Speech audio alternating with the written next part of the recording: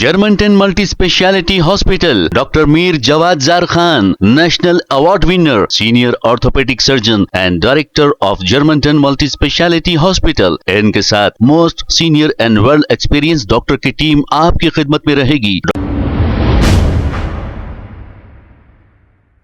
अस्सलाम वालेकुम नाजरीन, चवेनश न्यूज़ में आपका इस्तकबाल है। ख्वाजा बिलाल ने AIMIM और BJP की दोस्ती का पर्दाफाश करते हुए एक बयान जारी किया और क्या कहा, सुनते हैं तफसीलात।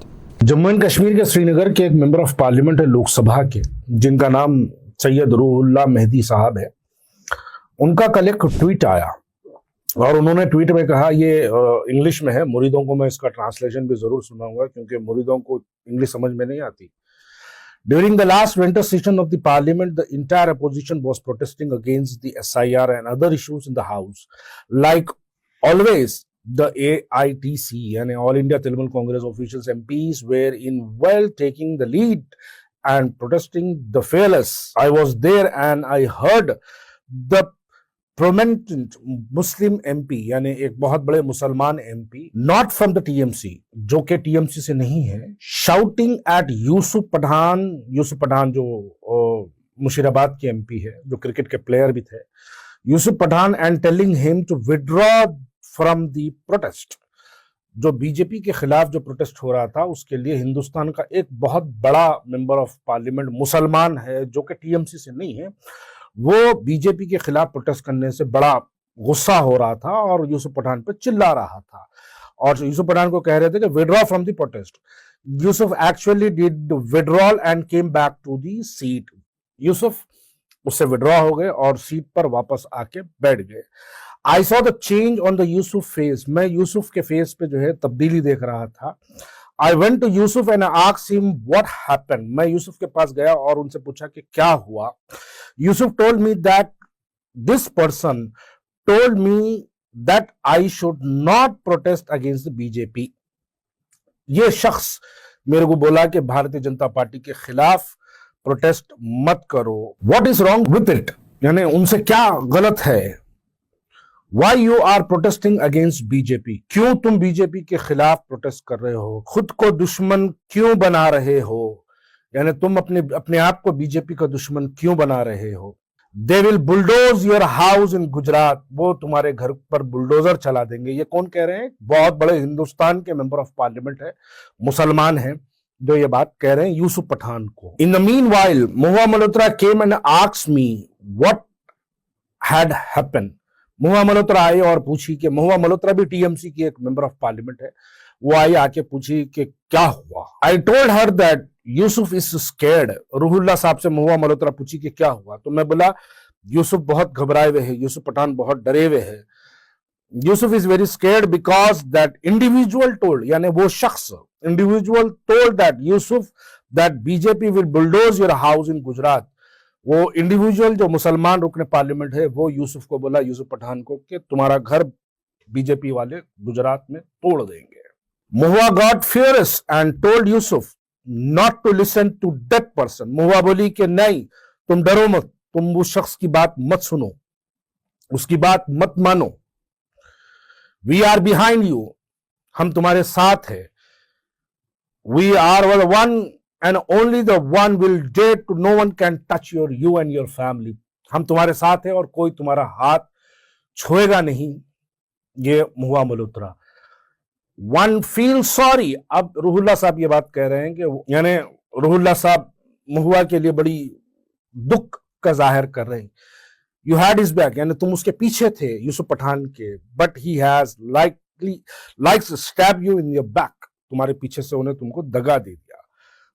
ये कल एक ट्वीट आया यूसुफ रूहुल्लाह साहब का, सैयद रूहुल्लाह का ये ट्वीट आया।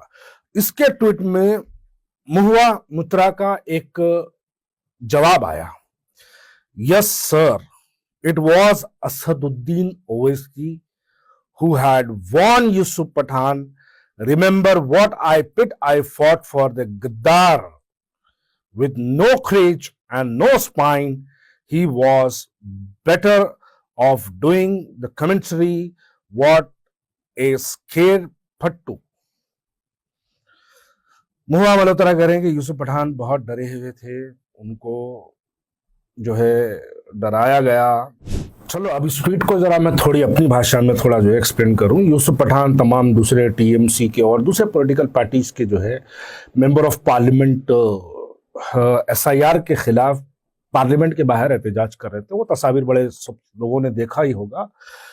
तो उस वक्त एक शख्स यूसुफ पठान के पास आया और यूसुफ पठान को कहने लगा कि यूसुफ, तुम जो है भारतीय जनता पार्टी के खिलाफ एहतजाज मत करो, वरना तुम्हारा घर जो है गुजरात में जो है वो तोड़ दिया जाएगा, बुलडोज कर दिया जाएगा।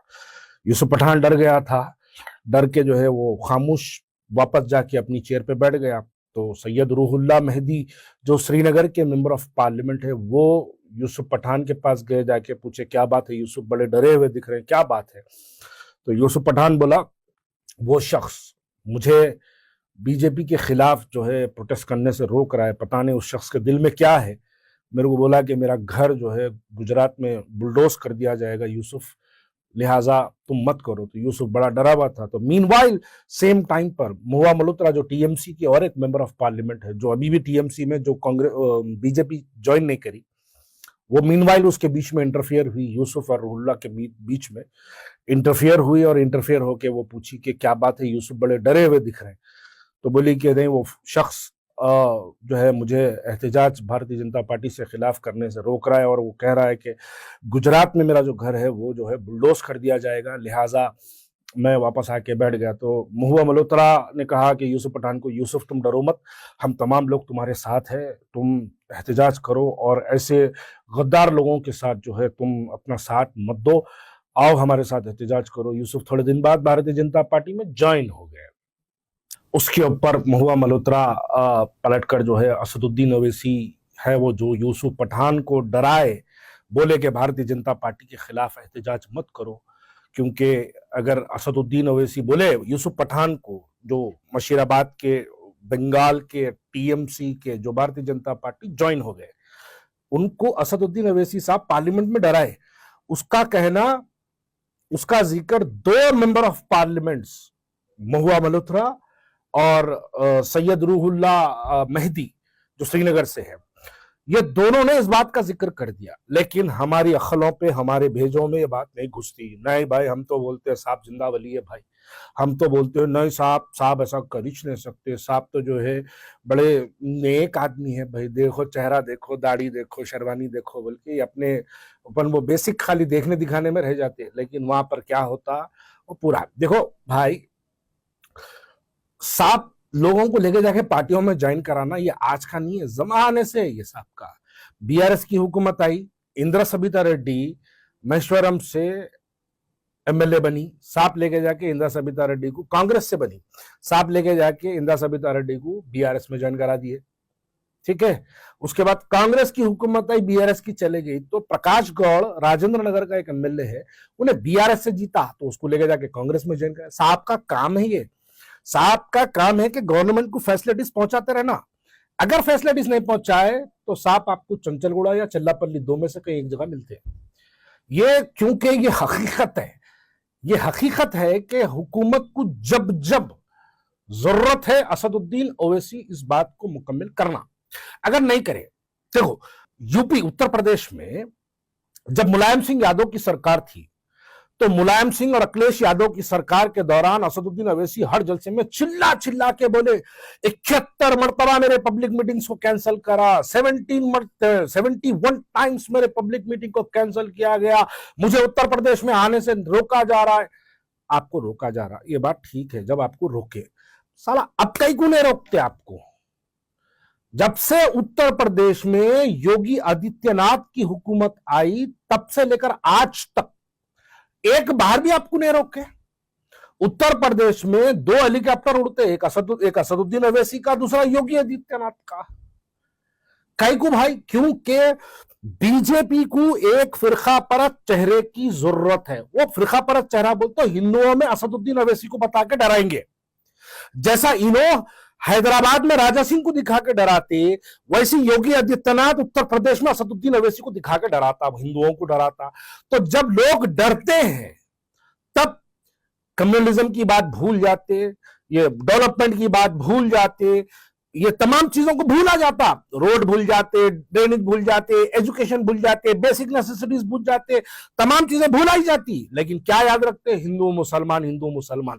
तो दोनों की पॉलिटिक्स आप देखो एक जैसी है। तो असदुद्दीन अवैसी की ये एक बेसिक जरूरत है और उनकी मजबूरी भी है। अगर उन्होंने नहीं करे तो फिर उन्होंने आपको कहीं ना कहीं मिलते जाके मुलाकात डालना पड़ता आधार कार्ड के साथ।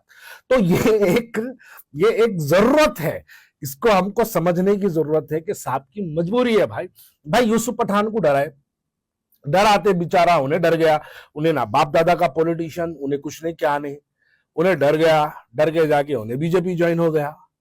अरे भाई, जब असदुद्दीन अवैसी पार्लियामेंट में यूसुफ पठान को डरा रहे हैं तो उन्होंने हम जैसे लोगों को कितना नहीं डराएंगे? बाहर हैदराबाद, हिंदुस्तान के अंदर लोगों को कितना नहीं डराएंगे? अच्छा, ये हम नहीं बोल रहे, ये एक लोकसभा का मेंबर ऑफ पार्लियामेंट, आप बोलो गलत बोले, आप बोलो सैयद रूहुल्लाह मेहदी गलत बोला, आप बोलो महुआ मल्होत्रा गलत बोली, आप बोलो नहीं बोलेंगे, जवाब नहीं देंगे। अच्छा, यहां पर और एक मसला है, यहां लोग नहीं समझते बात को। लोग बोलते अरे नहीं भाई, ये कहां पे आया, पूछते कौन से अखबार में आया, एहतिमाद में नहीं छपते से न्यूज़, 40 पे नहीं दिखाते ये।